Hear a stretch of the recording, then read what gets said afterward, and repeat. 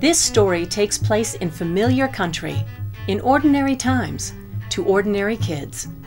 A time when kids routinely go to school, do their chores, play sports, and live with their families. Now, even though this is all true, what's also true is that these particular children are experiencing an extraordinary journey that alters their reality forever. Although their lives are shrouded in misty clouds of uncertainty, their voices are clear, and they want to tell their stories so that others may benefit from the telling. I would tell you once upon a time that there's a thing called cancer that kind of invaded my life pretty much and took away things that like most kids wouldn't imagine, like childhood or like carefreeness. And then when I was 3, I remember hearing Dad was sick, and that's when my parents first talked to me about what cancer was. I just remember all of these horrible things where my dad would come home with tubes hanging out of his neck and just these, it was like he was a monster, but yeah, I still loved him so much. There was a little daddy's girl who was always with her dad, but then he got sick and then he moved out, and now she's trying to spend as much time as she can with him. And we don't know if he'll make it. So once upon a time, life was good, and the things the kids were concerned about were things like what clothes to wear, how's my hair look, did I study enough? But then, illness strikes a loved one, and their ordinary concerns change. Even general conversation is tinged with worry and concern. The kids sense something's wrong. Kids say they don't understand what's going on, but you always have that internal instinct that tells you something's really not right. As families wait for test results, for answers, for definitive diagnosis, the ominous question looms. Is this just a minor disturbance that will pass in time? Or is this a serious, life-altering illness? The answers often confirm their deepest fears. It was sadness, but it was also shock to see, just to think that this would happen to my mom. And it's like I told him, I don't believe it. It's just too hard to grasp for me.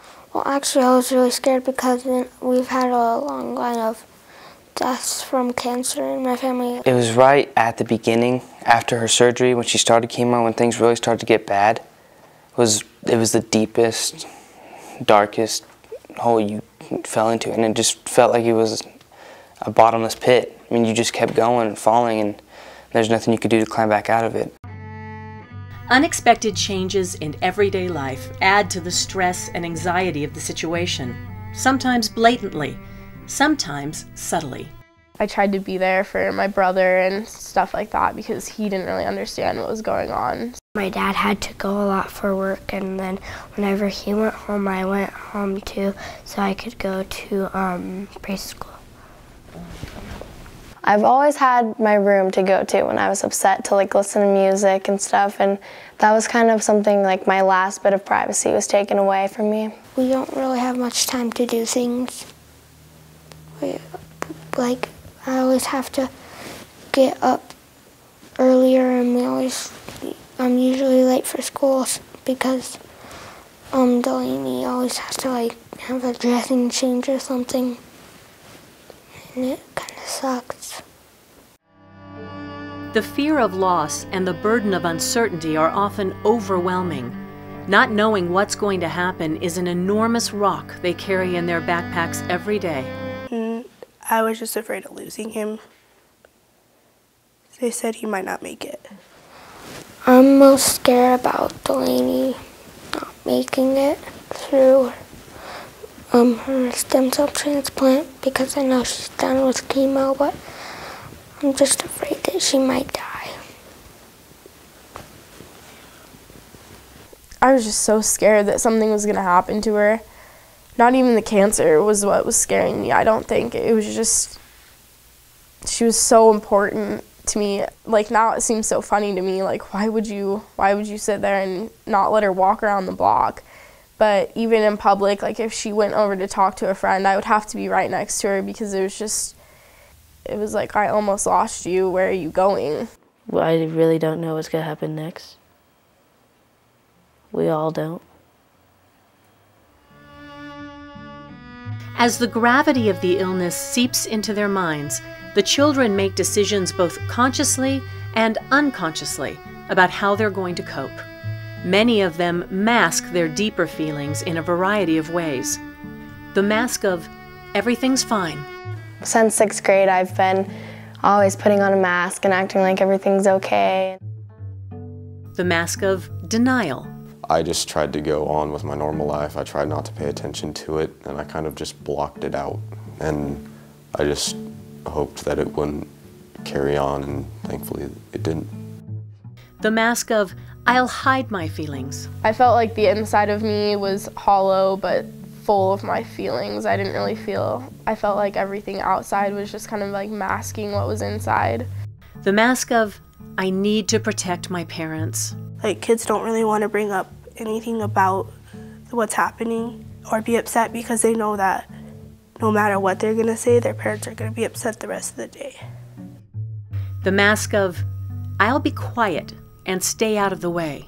Sometimes it seems like I'm not even there to my mom and dad.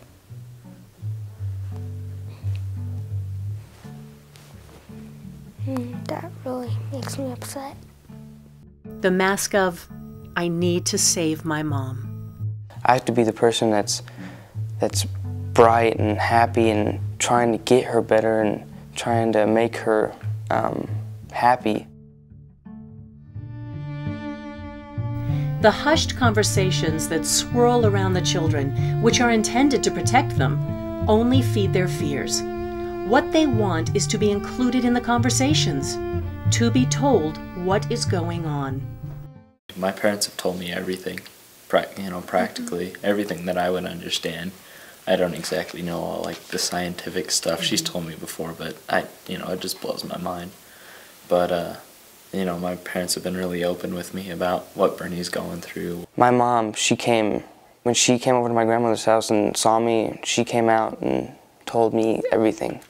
She told me from start to finish what the doctor told her, everything they have to do, and I really think the truth helps in the long run. I mean, it might seem terrible at first, but you gotta tell them at first. You gotta tell them what's going on. When I found out that my grandma had MS, my mom kind of just explained it to me.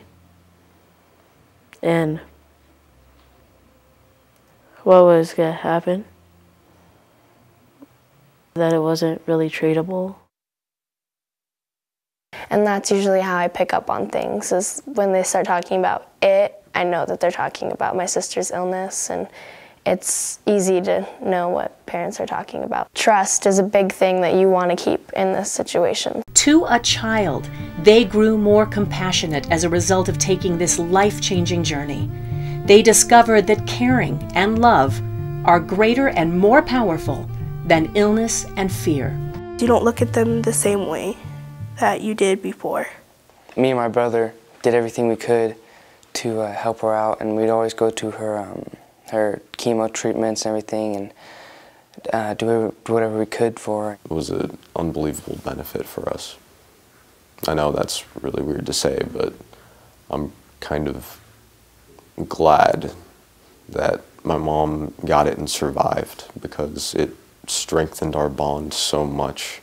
Like, I love my parents already, but after that it's like I can't even picture a life without them. I love them to death. Obviously I look down to her because she only comes up to my belly button, but in reality I look up to her every day just because she's been through so much. The alchemist's work of changing lead to gold is expressed by the children as they recount the benefits of this difficult journey. Many see a transformation in themselves and in family relationships. The ground becomes fertile for the development of creative gifts. Each becomes more aware of what is important in life. I hear people complain about the silliest things that I used to complain about, but now they just seem like nothing. The little things are what's most important now. It's just the little things people do for you here and there. Although this is not a journey any of these children would choose, as it turns out, none of them were able to refuse. And along the way, these kids developed insights that can be of great value to parents, teachers, and other kids who find themselves on a similar path. My mom always made it special for me. If someone was in the hospital with her, either my mom or my dad would be in there and the other parent would be home with me. Most of the time I'm closed off and I like to keep to myself. I'm pretty independent, but those times that adults do come into my life and help, it's really great. And I don't know why teenagers don't do it more often, because it's really cool.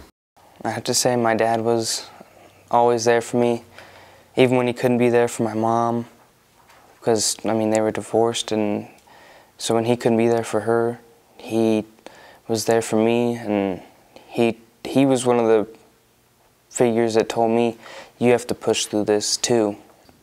Something that parents can do is listen and be a parent, because I understand that parents are stressed out with the same situation, but they still have to be an adult and a parent to the child. If I had to tell parents something, it would be talk to them.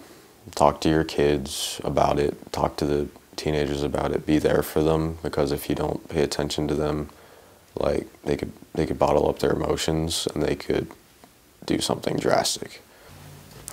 What I guess that parents should really know about kids is that sometimes they kind of need their space and don't really want to be bothered when they have a friend that is going through a major illness. They sometimes get really upset about it. I know I do. The way it changed things for me at school was that at first I kind of became a little distracted from everything, but I kind of had to forget about everything, and school was really where I could escape. I actually like being at school because I don't have to worry about anything else. It makes me happy being there with my friends. Something I would say to teachers is patience. A lot of patience, because I know in class I'm not 100% ever focused on work, whether it's like something that's bothering me at school or my sister being ill. It's always a continuous burden in my mind. When my dad's sick, I like to talk to the counselors. They help a lot. And talk to friends.